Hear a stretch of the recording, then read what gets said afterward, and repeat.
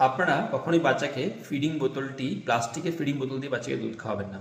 কেন কি?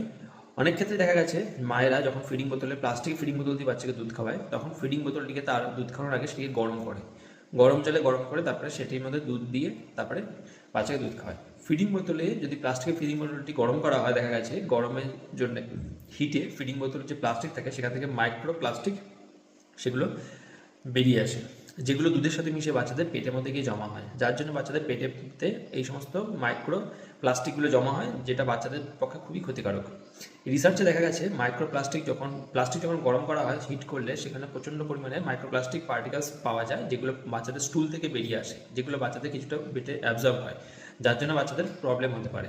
তো এই জন্য আপনারা কখনোই বাচ্চাকে প্লাস্টিকের কোনো রকমভাবে প্লাস্টিকের ফিডিং বোতল দিয়ে বাচ্চাকে খাওয়াবেন না। আপনারা স্টিলের ফিডিং বোতল বা স্টিলের কাপে বাচ্চাকে